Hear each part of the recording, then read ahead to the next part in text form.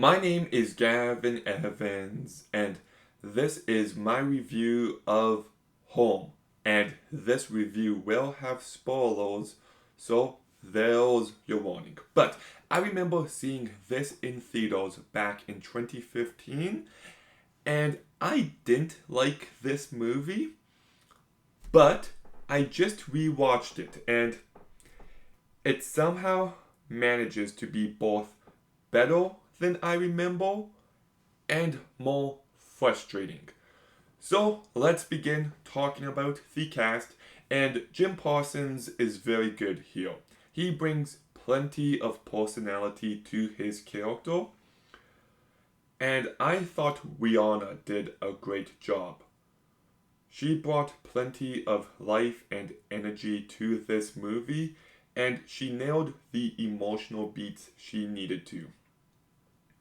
Steve Martin is perfectly fine, but he's not given the best material. Jennifer Lopez is perfectly fine in her minimal screen time.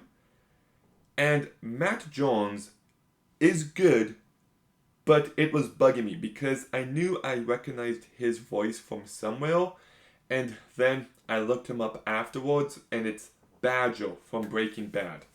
So, the cast is a strength of this movie, and what really surprised me about this rewatch is just how enjoyable the first two acts are.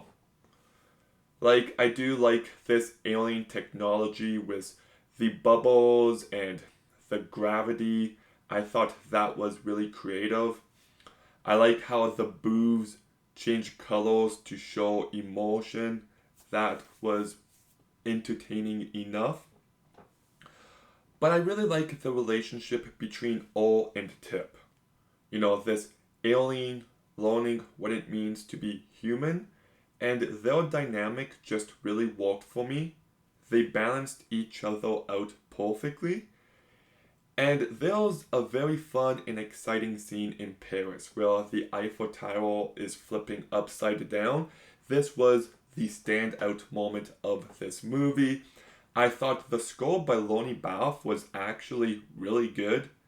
It added plenty of personality and emotion to this movie when used.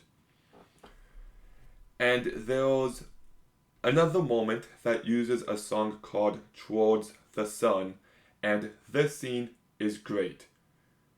It has weight behind it. I thought it had real emotion, and it was just very effectively done. But then we get to the last act, and they rely on the soundtrack way too much here. To the point where it actively takes away from this movie. It takes away from the emotion, and it makes the movie feel anticlimactic. Like by the end, it felt like a very long music video, and I did not like that. Like,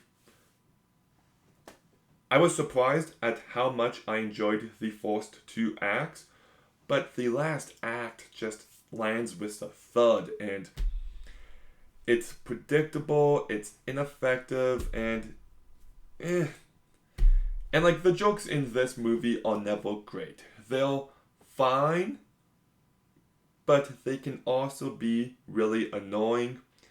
And like the main plot is this guy sending a party invite that almost makes its way to an alien race. Like it is a very lame story, but I did like the characters. I did like their dynamic. The movie can be fun and exciting. It can be emotional.